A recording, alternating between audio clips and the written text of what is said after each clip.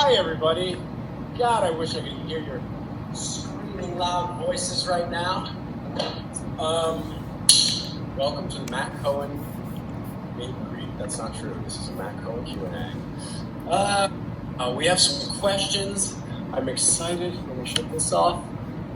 Let me get my little chat board up. Yeah, I'm trying to keep it real, people. Trying to, keep us grounded in the thing that we love the most. These conventions bring us together. Can't start a show without some Rob and Rich. Well, so I got some Rob on the tunes and Rich in my heart. And here we are. 3 is always a magic number, but today will just be 1. Wow, there's so many of you in here, and you're saying so many things. I'm going to go ahead and get started with a couple of questions.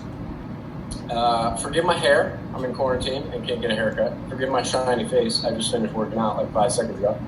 I want you guys to still see me. Look, breakfast.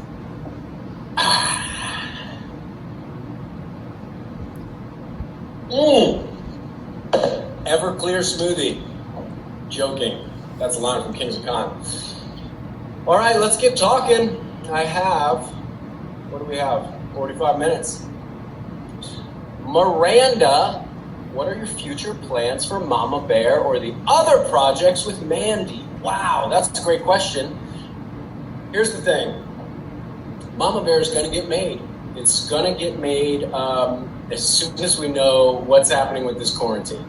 We are in talks with a production company for a couple of different things. I don't want to get anybody too excited, but my plan is to make one badass movie with my wife.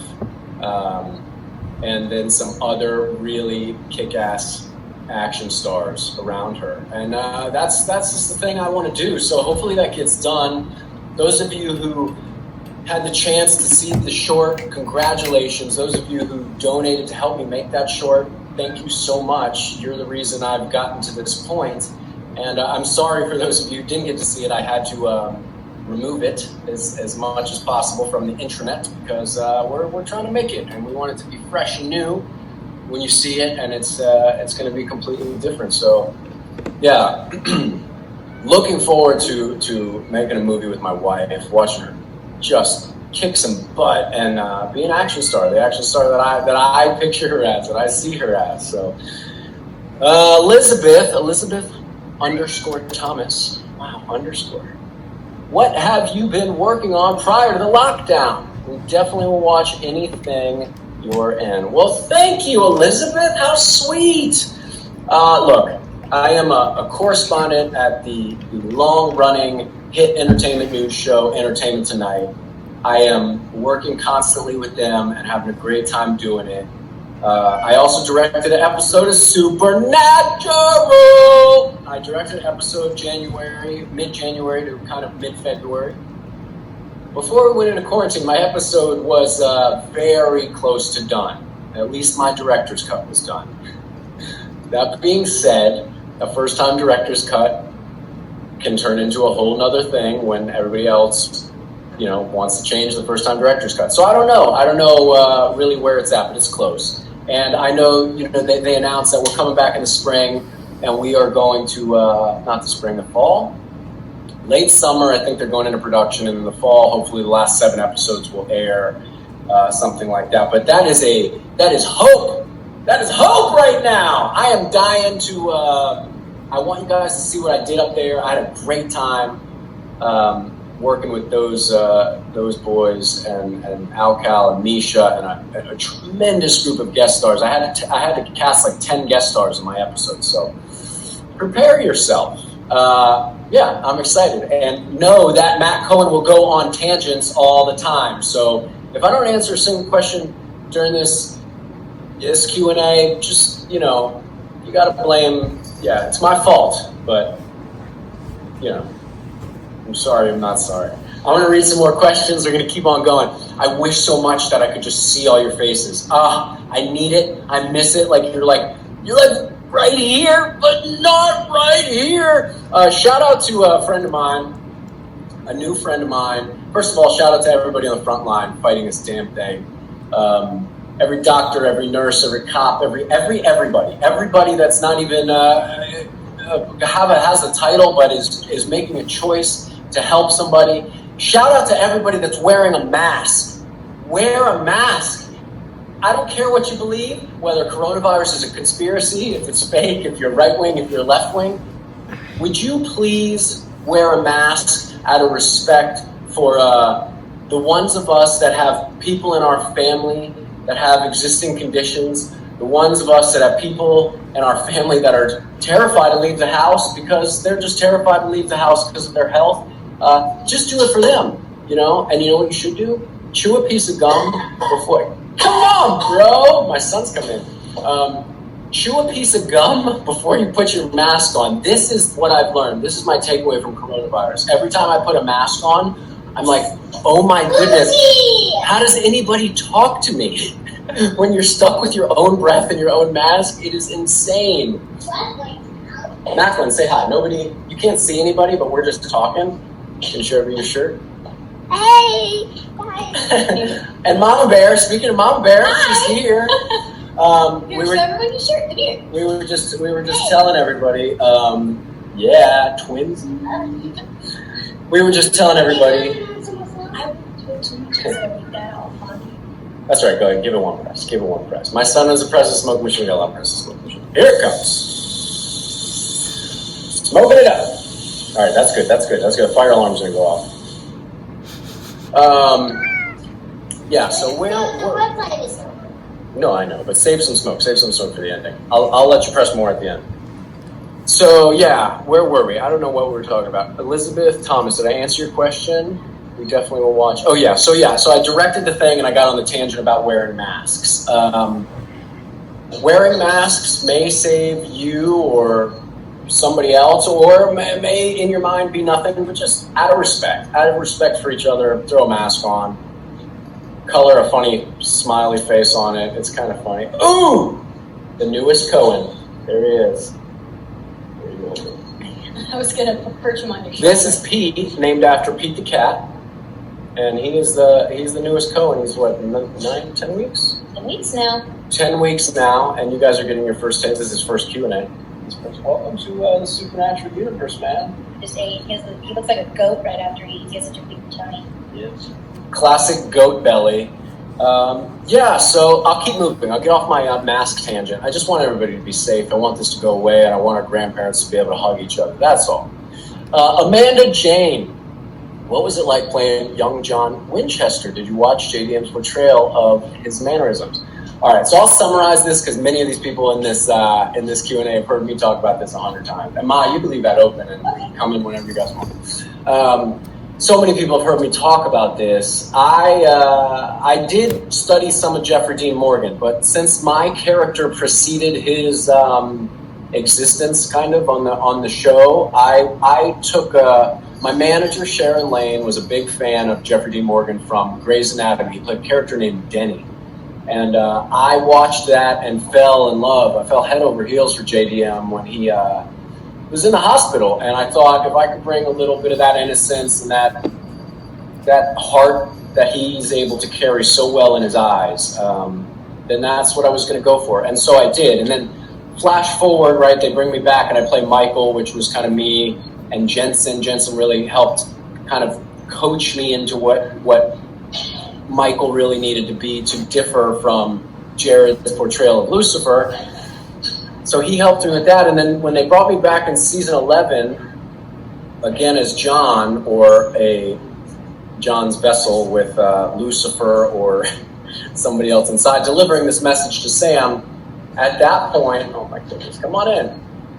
Have some more Halloween decorations. Go ahead, decorate the whole back. Try not to knock over the lights. In season 11, I had the chance to meet Jeffrey at a convention. The thing that's always given me life and always shaped me. It's essentially, if it weren't for the convention, if it weren't for Jeffrey being there, no more smoke right now.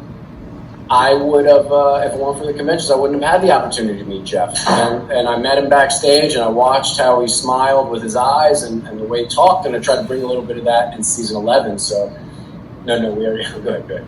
Say hello to Pete the cat. And those of you who don't watch Entertainment Tonight, you should watch. No, not on the keyboard, dude. You should watch Entertainment Tonight because Macklin's been on this week and he's been doing his own stuff. Here you go, see it. He's been doing his own stuff. He's been kind of hosting segments with me and all that stuff. And it's been great. So yeah, tune into Entertainment Tonight. So we got a gang of hosts that are just crushing it and some producers and directors that are just top of their game when it comes to entertainment news. And I know traditionally you wouldn't think as me as an entertainment news guy, but I'm into it big time and I'm having fun with it. And I'm learning a lot of stuff I didn't know. You know, I got to interview the cast of the new movie Scoob this week. That aired yesterday. You got to check it out. All right, I'll move on. Let's see. Natasha. Hey, Matt, how's Pete the cat doing? He's doing great. He's just, eating and pooping. I don't know how to say this next name, but it starts with EFF. So what was it like working with Finola on GH? Did you have anything to do with bringing Jeffrey Vincent Parise to Supernatural from GH? No. Finola is one of my favorite human beings on earth. If it weren't for her bringing all her exquisite acting ability to my screen test for General Hospital, I probably would have not booked the role. She brought me up in a scene. She did such a good job, and she made me a better actor in that moment. And I think her and M. Rylan are, part of the reasons I was there. They helped in the screen test process. So it's been fantastic. And as far as bringing Jeffrey to Supernatural, no, I had nothing to do with it. I will say, when he was announced in Variety that he was going to be on the show, I called everybody and told everybody I knew at Supernatural how great of a dude he was and how talented of an actor and a performer. And I hoped that they really utilized him. And I think they did. I think his role on the show was really, really awesome. And he's just a guy I believe in. Those of you who've seen Mama Bear know how much I believe in Jeffrey Vincent Parise. He's one of the greats working. He's Gary Oldman-esque. He's anything I direct, he'll be in, hopefully, as long as I have say in it. I think he's tremendous, tremendous talent. All right, let's keep moving on. Mariah, if you could only eat one food for the rest of your life, what would you choose? Ooh, Macklin, this is a good question you could help me with. If Dada and you... Wait. What? I need to look at the bad I hate it up there. Creepy. Come here. If we could only eat one food, here, sit up here. What's something that Dada eats all the time? That he always wants to eat all the time? Donuts. Let me down. God, that boy knows me. You would think he's my son. Donuts. If there was a way to make like 25% of donuts somewhat nutritional, I would just live off donuts because donuts are the perfect thing. It's a hand cake. You don't need a fork, a knife, or a serving thing. It's just amazing. You pick it up, and it's burritos and donuts are the way to go. We can do something together. Sure, just don't break them. I'm sorry if you guys, if my son keeps popping in, but this is home on the range here. All right, let's keep on going. If you'd only, we did that one. Tinka, if you could time travel, which year or century would you prefer and why? I'm gonna just, this is a complicated question. I'm gonna tell you my answer. My answer is, I wouldn't want to time travel at any time. It's a loaded emotional kind of answer because I think like, wow, it'd be so great to go back and be able to visit family members that I never got to meet before they passed, or my grandfather could still be alive, or grandmother, any of that stuff. But I do truly believe we are living in the greatest time. I know this is going to be hard to digest for some of you. I think we're living in the greatest time in human experience and existence. And I think we have a tremendous thing in front of us that we have to overcome, and we're never going to be able to overcome it unless we do it together. And also, like, this moment right now wouldn't be able to happen if we weren't existing right now with this modern technology and, just all the things that go into, let's make a virtual experience with Matt in his house and his whole family's here. And this wouldn't exist if it were any other time. And while I'd love to go back to simpler times, you know what else happened in simpler times? People died from every disease. And there were no good medicines and no good vaccines. And it was hard to get food, and there was no air conditioning, and there was no ice, and there was no iPhones, and there was no giant green smoothies to drink for breakfast. Like, I think that moving forward is scary because everything's changing and technology is wildly advancing every minute. But no, not right now. Later. But this is the best time to be alive. We have the most wonderful things up until this point, and hopefully we can evolve as a community, as a worldwide community. We could evolve somehow and realize that life is short, war is stupid.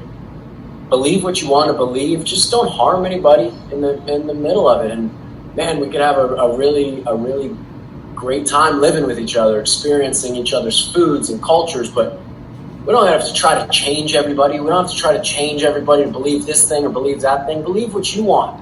Nobody's going to change anybody except themselves. I learned this through therapy. Any good therapist will tell you, you got to work on yourself to change the situation. If each one of us right now will work on ourselves, the situation will change. Instead of people out in the streets yelling at the people with the masks, the people without the masks, everybody's fighting with each other. Like, just work on trying to understand each other. There's no time and no reason to be fighting with each other right now. Thousands of people are dying. Whether you believe it or not, I'll tell you this. My creative partner, Lee Ehlers, is an ex-Detroit cop. He's a friend's on the front line of Michigan. Michigan's got it pretty bad.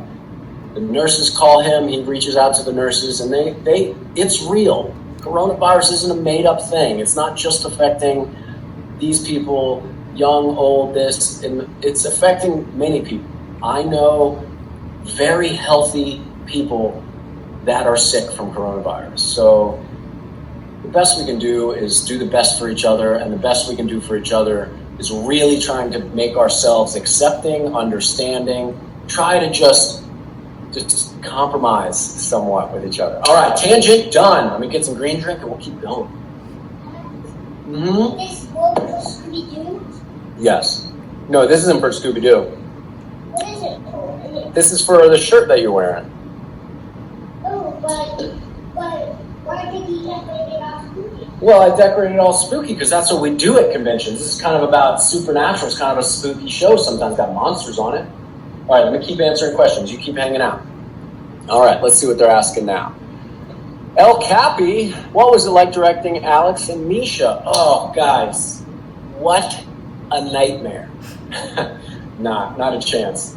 No smoke yet, no smoke. But it's cleaning. I know, it needs to clear out a little bit so it can breathe. We'll do it at the end, I promise. We'll smoke the whole place till we disappear. Alex and Misha, look, I was ready for Hell, and I will have to spell all those C-U-R-S-E words while my little guy's in here. But I was ready for it. Mr. Spate didn't get it easy. Misha didn't get it easy as a director. Like, I was expecting the worst. Misha and Alex showed up, and boy, did they deliver. When I talk about acting, there's some heavier stuff in this, and I was excited to be able to kind of push those guys a little bit into this, some real intense acting beats. And they went there, quickly, and honestly, it was just great. And then Jensen and Jared, of course, I was terrified. Jensen being a veteran director, veteran actor, and Jared being just the smartest person I know and one of the best actors I know. I didn't want to let these guys down, so I planned and I replanned, and I threw out I blocked out every scene and I reblocked out every scene. I did everything I could to show and prove to not only the executives and the crew, but like to the actors that I cared so much for this show. And what it means to me to start my directing career on Supernatural is there are no words. It's the show has given me life. If it weren't for Supernatural and me getting cast in the first episode I ever did, I wouldn't be sitting in this house right now. I wouldn't be able to give wonderful things to my family. I'm able to. 10 years ago, 11 years ago, back in season 4, they cast me on the show.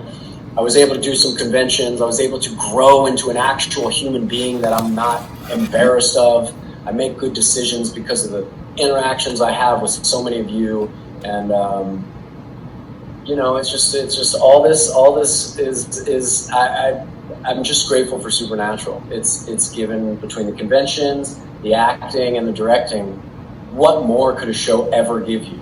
Bob Singer came up, and him and his wife were on set with me the first couple of days of my episode, and I just, it's so important that they know what they mean to me. And you write letters and you say thank you, but I'll never stop expressing what Bob and what the team and Kripke creating the show and Jim Michael, just everybody there. I owe everybody there endless hand car washes forever. So that's my, and everybody at the CW too and WB. Like so many people believed in me and let me do a thing that,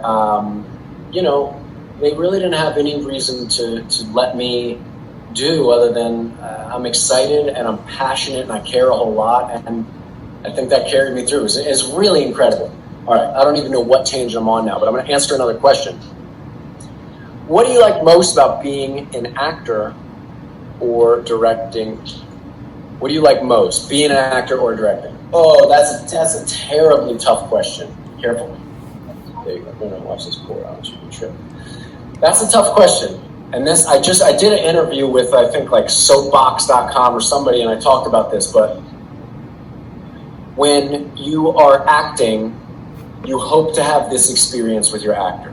You hope to sit across from a person, look at them, and get so lost in a moment that when the scene's done, you don't know if you said the dialogue right because you were so lost in that moment. Now, given that happens sometimes, but not always, it's timing, actor chemistry, it's having the ability to do 2, 3, 4, 5, 6 takes sometimes to really get locked into another actor. And when it happens, it's amazing. There's nothing like it. Any actor will tell you. I'm sure Jared and Jensen have experiences where they've been on that show and have shared moments with new guest star actors that are breathtaking, literally just change your life. And then the difference of directing is this. Supernatural takes 8 days to direct, hour-long show. So day one, by the time day one comes, you've already been working for 7 to 10 days.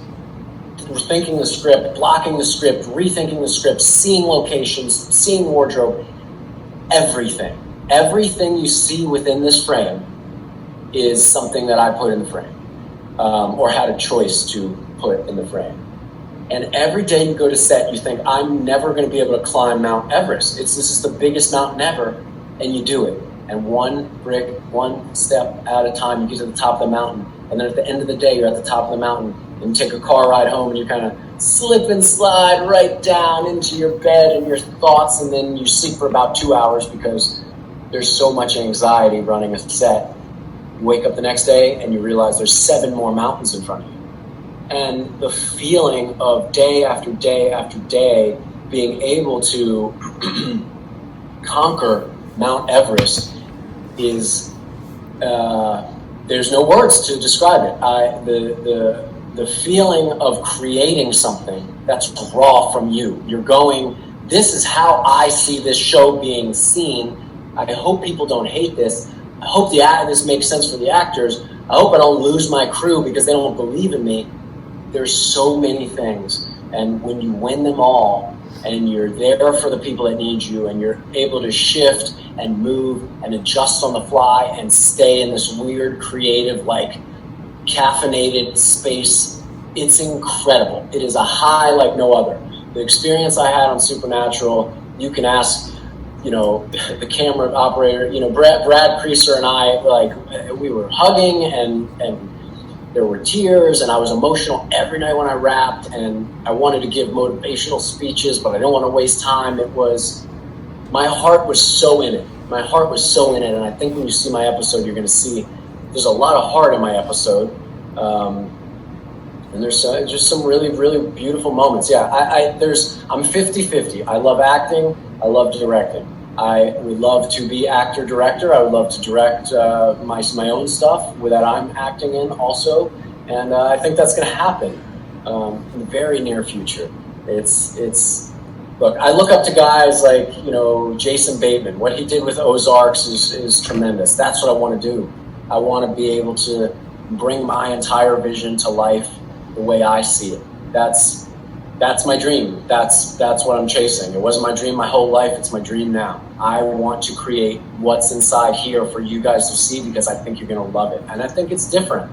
I look up to guys like, Jordan Peele and what he's doing. And, hold on. I got to give him just a big shout out real quick. And this is going nowhere because I don't know this guy, but I'm just such a fan of what he did with this movie. Sam Hargrave. He's a director of this new movie featuring Chris Hemsworth on Netflix called Extraction. Please, please, please go watch this movie. For all the stunt people, Rob and the stunt team up there at Supernatural, who bust their buns so hard to make incredible action, Sam Hargrave is I believe, I don't want to butcher this, but I think he's a longtime stunt coordinator, and he directed this Extraction movie. And what he did is pushed the limits of the way we see action, put his life on the line kind of in certain camera operating rig moments, and just tremendous. He's an inspiration to me. He's the type of people I want to work with. I want to work with people that aren't chasing a $10 million paycheck, but 10 million feelings of awesome. That's what I'm chasing. I want to make action so cool and show it in a way that you haven't seen it before. And that's really that's really the directing side of it for me. I see things in a little bit more of a twisted way. I like big action. I like comic booky kind of heroes in my stories that are a little bit larger than life. And those are the things I want to make. I was told by the great Bethany Rooney, you got to make the stuff you know when you're starting out. And that's what I did. And boy, oh boy, that type of advice pays off and goes a long way. So I know I'm talking like a maniac and we only have 15, 20 minutes left. So oh, you guys are being so sweet over there. My goodness.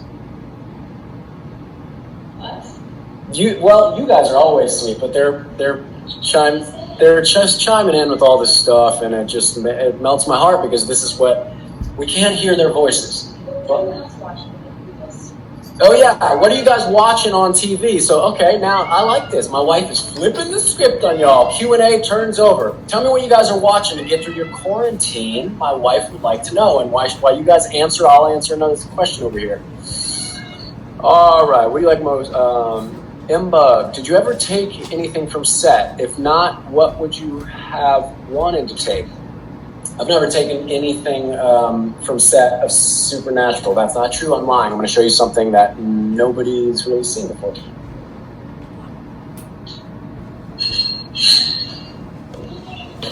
Just brought a chair back over here. Oh, here.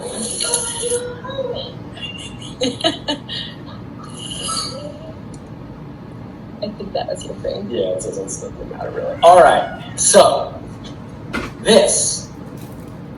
Try to get the reflections out of it. This is my chair back from Supernatural. On the back, it says the Supernatural logo. But this, I've been an actor for, how long have we been acting? 15 years. Never had a chair back with my name on it. This is, and I'm going to tell you the amazing story behind this. All right, yes, this has segued me into an amazing story featuring our Mason. So check this out, guys. Years and years and years ago, I was at a convention in Birmingham, and my wife was not with me. You weren't pregnant. No. We weren't pregnant yet. It was before she was pregnant. And we were thinking, we're going to have babies in the future. What name should be? And I was in line, and we always wanted to do an M name. Her dad is Mark. My dad is Michael. I'm Matt. She's Mandy. We wanted an M name.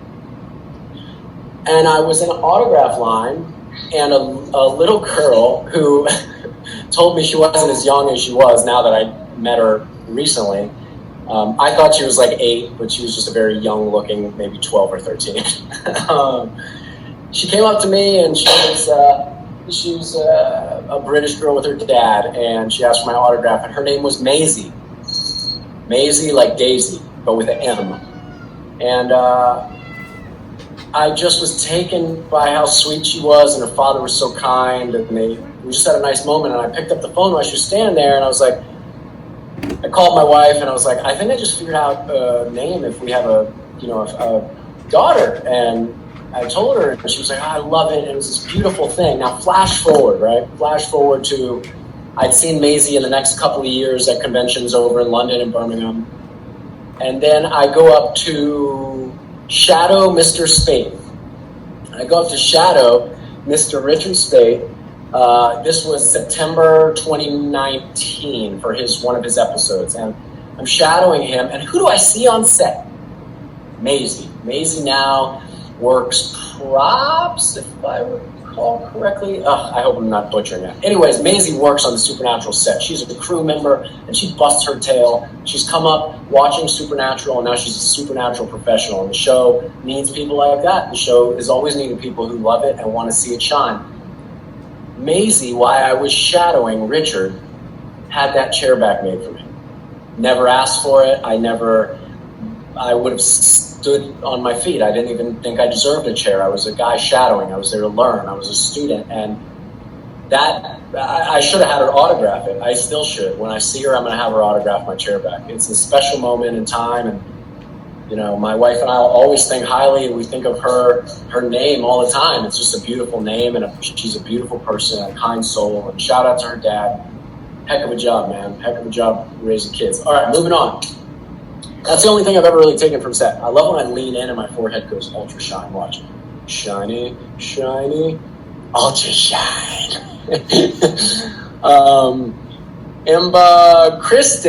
Krista, any songs you'd like to try at SNS in the future? I would like to not mess up Are You Gonna Be My Girl by Jet. The last time I sang that, I put a little too much emphasis on Are You Gonna Be My Girl, and I over sexified it, and Rob and I broke out laughing on stage, and I couldn't get the song back together.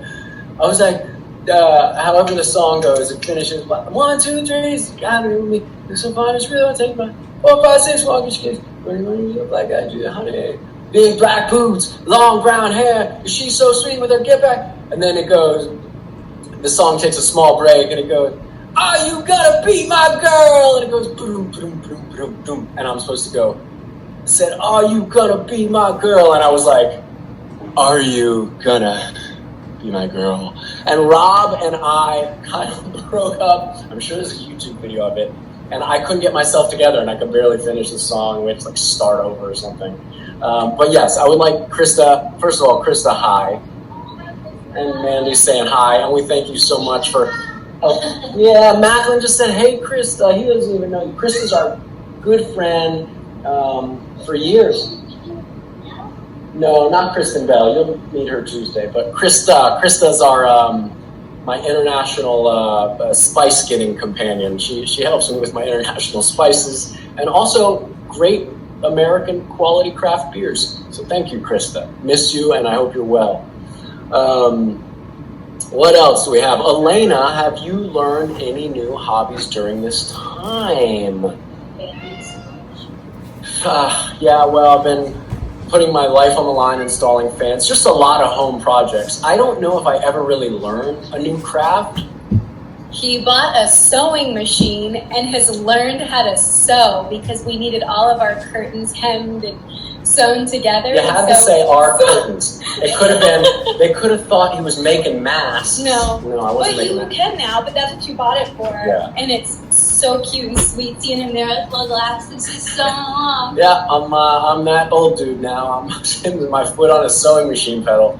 I'm trying to figure it out. First of all, my hands are I've turned a lot of wrenches in my life and punched a lot of punching bags. So my hands hurt a lot. I have kind of early arthritis, and you use your hands a lot for sewing. It's just really, really tough for me. But I want to get good at it. I want to sew. I want to be able to do everything I want to do. And sewing is one of those things. For 10 years, I'm like, I'm going to buy a sewing machine. I never do it. So yeah, sewing. Good question, by the way.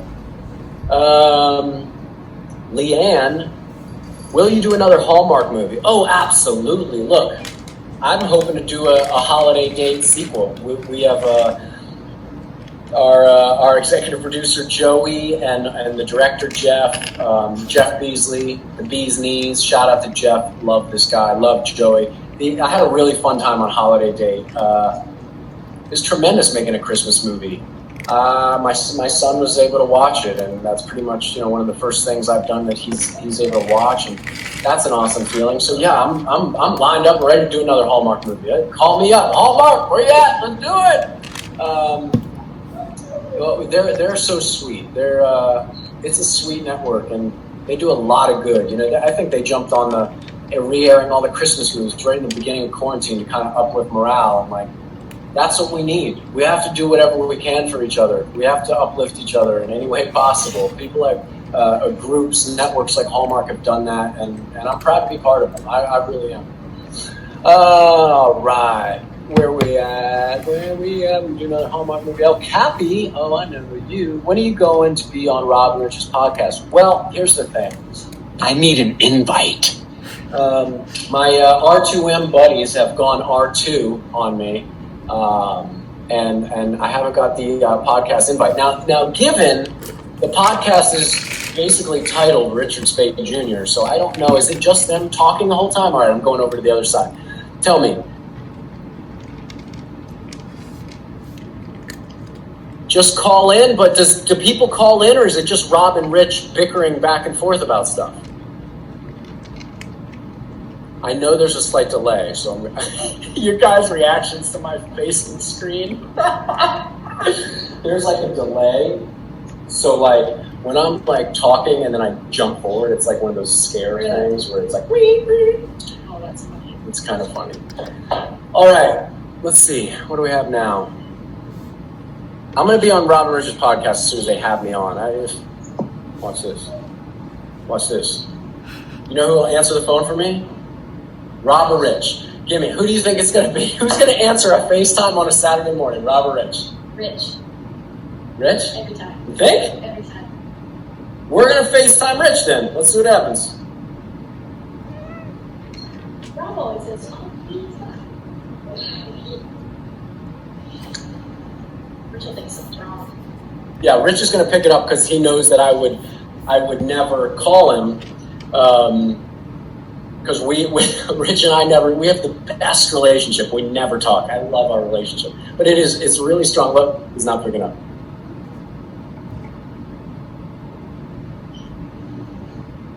Probably because you chose FaceTime. I bet if I call JC, she'll pick up. Unavailable. Let's try Rob Benedict. Now, Nurse Curry, I know that Rich gave you a shout out saying he's your best friend, but I think you paid him to say that, so I'm still your best friend, all right? You made gifts of me. I like when you make gifts of me. I sent you personal, really weird faces for you to make gifts of me. We're best friends, all right? Don't think Rich is up in here. Let's see if Robbie picks up. Robbie's definitely not going to pick up. All right, I'll keep answering questions.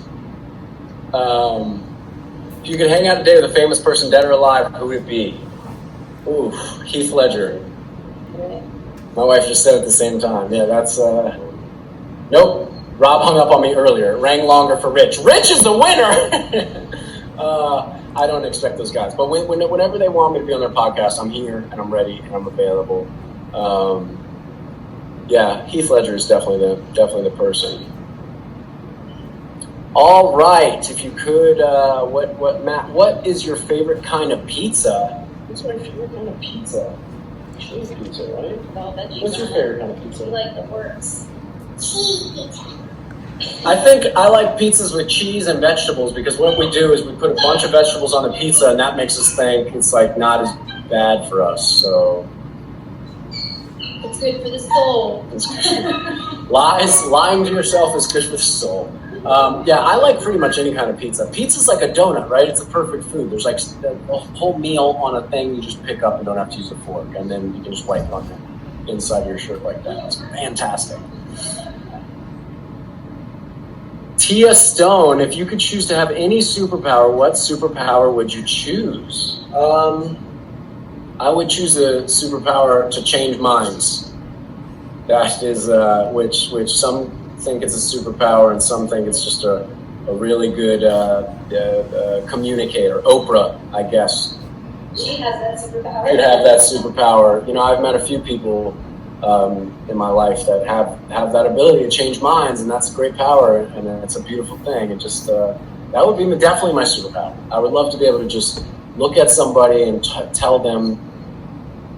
to them about a thing, and then they will maybe no longer hate. Yeah, they could have my perspective or a different perspective, stuff like that. We haven't had any bubbles in a while, so let's get a couple bubbles going real quick. We have the bubble machine in here. Oh my god. Yeah, there's some smoke. I've got bubbles in my face. Yeah. Go ahead. So we're keeping it fun because it's Saturday. Macklin on the smoke machine. Mom's in here. We've got everybody. That sounds good. It's good. It's good. Because it's not good to breathe it in. Get out of there. Get out of that smoke. Stop. Child service is going to come here. 2 minutes. All right. Moving on. Right after this, I'm doing a private meet and greet with one of you. I don't know a lot about this, how the StageIt works. This is my first StageIt, my inaugural StageIt. I'm doing a private meet and greet with one of you. A top tipper, I guess. I'm not sure what that means, but a top tipper coming at you. Prepare yourself, because now I am loaded with coffee and Everclear green smoothie. Just kidding, no Everclear. And I'm fired up. I'm ready to talk. I'm excited. And I know we have a meet and greet after this, which I'm sure I'll find some way to use as a therapy session. But yeah, let's, Krista, what song or show does Macklin like? If you hear one more time, you'll snap. What does Macklin watch so much? I will say it's a show called Treasure X. It's one of his favorites. Careful, bud, don't fall down. It's one of his favorite shows, one of my least favorite shows. It's just a little too crazy and like people fighting and violent all the time. The show that I do like, Pete the Cat. Pete the Cat's our favorite family show. We named our cat after Pete. It's great lessons, great music, great authors, great animation. What else? Super into Scoop right now. All-time favorite's Frozen. Yeah, he's all-time favorite is Frozen. He saw Frozen 2 in the theater 4 times? 4 times. 4 times in the theater. And that's a lot for a 5-year-old to not fall asleep. That's a big thing. But Scoob, the new Scoob, if you guys haven't seen it, go see it. Zac Efron, Will Forte, Amanda Seyfried, Ken Jeong, all these wonderful people. Mark Wahlberg. It is awesome. It is fun, and it's got a bit of an origin story on Scoob-Doo, which is really cool. So you guys will like it. Last question, David. What was the most effective thing that you learned from the series Supernatural? That is a great question. Brittany, props for picking that question out and putting it in this lineup. David, great asking. Man, I've learned so much from Supernatural. I've learned how to put other people first. I've learned how to give everybody the time of day and make everybody feel valued. I learned that from you guys at conventions, which is through Supernatural. I learned that being on set as director. Everybody wants to feel valued. Everybody's working hard. Don't just take it for granted. And this extends into everyday life. Allow the people around you to know that they're worth something and they have worth and value, so they want to be around you. They want to work for you. They want to have a positive experience. We're all struggling in some way. Understand that. I don't care who you are. We're almost done. 1 second, I'll let you smoke in the whole place. And I think that's the big takeaway. Supernatural has shaped me into the person I am. That means Jared, Jensen, Misha, Rob Singer, so many of the people, Eric Kripke. These people care and are good people, and they are the reason that I'm happy with who I am today. That's a big thing for me. All right, I know I am over my time. I just want to thank you all so much. I don't know who the top tipper is, but I'm going to see you right now. I'm going to end this and do that. I just want to say thank you I want to say stay well. Go ahead, start smoking it up. And I'm waiting the bubble machine. Yes. Thank you. Stay well. Go ahead. Start yours first. I got to finish talking. Thank you. Stay well. Take care of yourselves. We're going to do this again. It's going to be amazing. And I'm wishing you all the best. Wear your masks out of respect. I don't care what you believe. Just be respectful to each other. That's all. Have some bubbles. Say goodbye to everybody. We love you. All our love from the Cohens. Goodbye. All right. I'll see you guys next time.